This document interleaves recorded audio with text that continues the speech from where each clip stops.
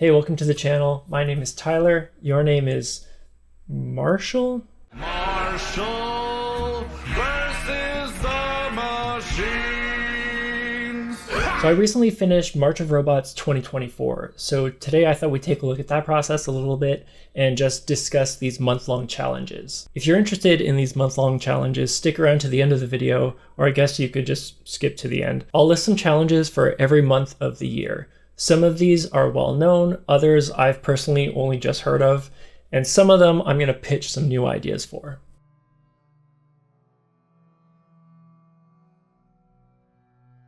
So in case you haven't heard of it, March of Robots is one of these month-long art challenges, sort of like Inktober, where you sketch or paint some sort of robot, mech, or droid or whatever, every day during the month of March. The medium doesn't matter, the level of finish doesn't matter, it's just a fun exercise to try out. There's no winner or anything, it's not a real competition. The challenge is just seeing if you can do it for 31 days. This month I wanted to practice designing with silhouette first, and then applying sort of a lighting versus shadow pass on top of it. Of course, designing in silhouette is a very common technique, and I've done it before, but I don't do it super often. I tend to sketch with lines, so this seemed like a good opportunity to work in this method a little more and get more comfortable with it. I've been really liking both Hardy Fowler's and Scott Flanders' work lately. Hardy has a lot of fantastic videos on silhouette and shape design and applying light to these silhouettes. And here's some examples of Scott Flanders' work where he's got just the silhouette design, and then he sometimes does a simple lighter value pass on top of this, but he also just leaves the shadows dark. So the idea was to do something sort of similar to both Hardy and Scott's work, but also just sort of take some liberties with it and do my own thing. One thing I should mention right away is that my month was a little skewed, so it wasn't exactly every day of March. I actually started on about the 12th, so I was playing catch up the whole time, and then I missed the end by a couple days. I think my last day was April 4th. So it was slightly off the mark of doing one daily, and in some ways this made it easier, and in other ways it made it a little bit harder. I was obviously behind immediately, so it was slightly off the mark of doing one daily. I doubled, tripled, and quadrupled up some days. I also missed a couple of days in there due to travel and stuff, but there's no real rules to any of this stuff, it's just for fun. The reason I mention it though is because I started late, I sketched out a bunch of silhouette ideas first to try to have a plan for the first week or two so I could hit the ground running, and I think this is a good way to go about it even if you do it more sort of legitimately. It's sort of why these challenges typically have prompt lists, so you're not completely directionless. There was a prompt list for March of Robots, which I didn't follow, and maybe I should have. One thing I found as I was doing the silhouettes was because I don't do it often and I wasn't following prompts, I spent a lot of time searching for something halfway interesting, at times quite literally scribbling, especially if I was getting frustrated. So, especially if I did this properly, only doing one a day, it would have been easier to use a prompt or some sort of reference for each day. I had some mech and robot reference, but it was very general and I didn't use any of them as bases for designs, so I was left searching a little bit. I kind of thought that might be an issue, but again, there's no real rules to it or anything, so I just went for it.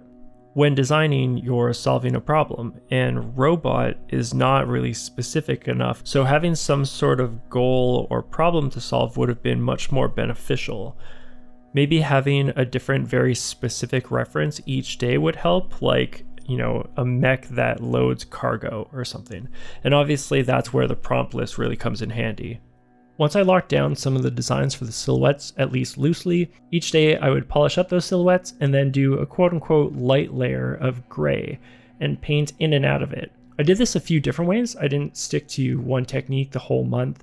It's digital, so there's a billion ways to do it, and I changed it up a bit each day. Some days the shades of gray would be actual paint on a layer, and other times I would do the whole silhouette as a medium gray and paint into the mask, so the darker grays are actually coming from the mask showing through to the black layer underneath. Once I had some of the values figured out, I added layers like gradient maps to get shifts of color from dark to light.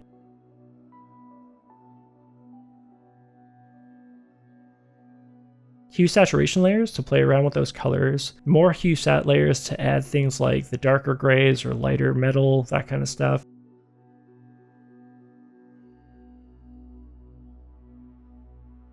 adding a bit more light with color dodge layers in sort of a soft general way, and then I'd usually add a second color dodge layer for radii and fillets, basically any edges that would catch more light, that kind of stuff.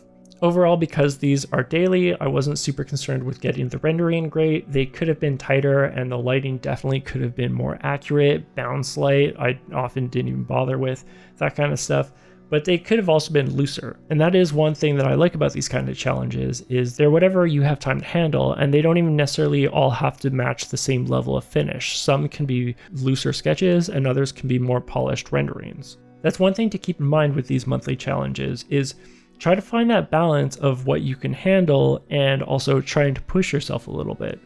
On one hand, they're really great to push yourself to get at least something done every day, and they're good for setting up routines and things like that. But they can actually be tiring and difficult to get through, even for people used to doing client work and personal work regularly. It also might steal priority from other work.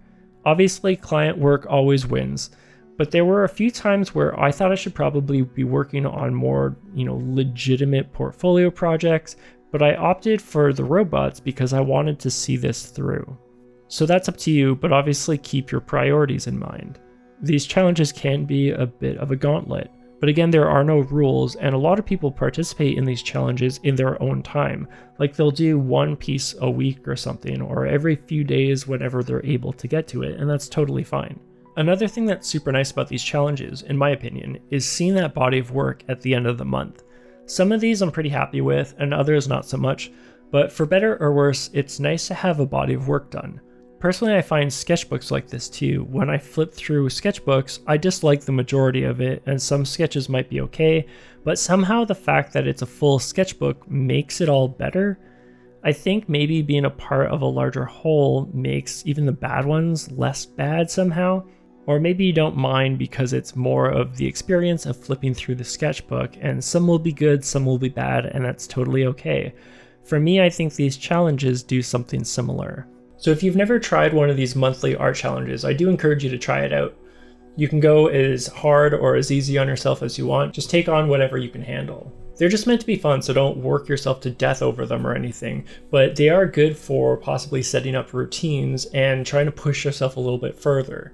A bunch of them exist, so let's take a look at some examples. So in January, you've got Doodle Wash A to Z, or A to Z. This is a watercolor-based challenge. There's also Creationary, where people draw or paint different creatures every day. It is a cool challenge, so check it out. Because personally, I like the name to be a bit more of a riff off the actual month, I've got a new pitch for you. How about Fanuary, which is just a month of fan art? I actually think this is a pretty good idea, because if we're just starting off the new year, a lot of people have resolutions and stuff like that. You might want to be doing some sort of art every day anyways, and I think that this is a really good, easy way to get into it, just kind of doing fan art every day for the month. In February, we have Our Planet Week, which was started by Asia Orlando. Personally, I haven't heard of this one before, but it seems to be a 1-week illustration movement based around the ecosystem and our planet. It's very cool. It's also apparently partnered with One Tree Planted. Again, riffing off the name February, how about February, where everything is snow and ice based. This would be a bit of a twist on the challenges, as typically they're all one theme, whereas this, I feel like you could jump around a little bit more and you could do landscapes or characters or props, and you can just jump from one to the other, but it would all be snow and ice based. March, of course, is March of Robots, but I also think a good appropriate name would be March of Ents, based on the chapter entitled The Last March of the Ents from Lord of the Rings. When I read that when I was younger, I always loved the Entmoot scene where you get a gathering of different Ents. And when the movies came out, I thought they did a really good job of this, how they interpreted different forms of Ents. And I think that that would be a cool challenge too. You could do it with all sorts of different trees and that kind of thing. So I think that would be a good monthly challenge. So somebody remind me next year. I'll definitely forget by next year. In April, we've got 36 Days of Type. This is a little bit more centered around graphic designers and letterers, where they're doing illustrative riffs off of the alphabet, A to Z, and then the numbers 0 to 9. There's also Plain April, where people do plein air painting for every day of the month of April. A lot of this is done digitally, and a popular choice is to go to Map Crunch. This is like a random Google Maps generator where it just plops you down somewhere on the planet. So you can essentially hop around until you get a good location that you want to do a study of. In May, you've got Mermay. You do mermaids every day. In June, you've got Junicorn, where you do unicorns every day, or Kaijun, where you do kaiju. These are the monsters from the movie Pacific Rim, so you do a different monster design every day. Apparently in July, we also have Kai July, which is kaijus again. This might be good if you want to do Junicorn in June and then do kaijus in July. Personally, I prefer the name Kaijun, again, just phonetically. So I've got a different pitch for July. How about Jelycanthrope, or Jelycan to make a shorter hashtag? In this, we would do a different lycanthropic animal every day of the month. If you don't know what a lycanthrope is, it's basically a werewolf or a were whatever. So we could do things like were rabbits and were manatees. It'd be weird though. August is Smogust, dragons. September is Sketchtember, which is focused more on simple, gestural, looser sketches. And these are typically a little bit more unrefined and less finished. There's also Swordtember, where you design different swords every day of the month.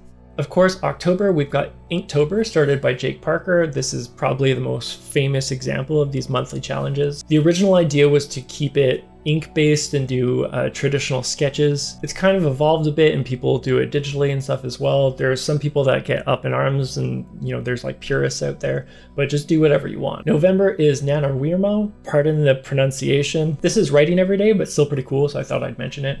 There's also Huevember, where you do pretty much anything you want, but use a specific color as your main color every day. And there's also Gnomevember, which is various types of gnomes. December, there's a few. I couldn't find specific names necessarily, but a lot of it is kind of a year wrap up or a year in a review type thing. It's a time for reflection and looking back on your year. Sort of coinciding with this, I personally think that a good name for it would be Best December. And this would be if you happen to do maybe some of these challenges, or even not, maybe just look back and share some of your favorite work over the past year, which is typically what people do anyway. So I undoubtedly missed some of those. There's tons of them out there, and some of them I just made up, but I'm gonna try to make them a thing. Let me know in the comments which ones I probably missed, or if you like my ideas, or if you've got better ideas that you'd like to pitch. Let's just come up with some new stuff as a community. As always, thanks for watching, be good to one another, and I'll see you next time. Okay, bye.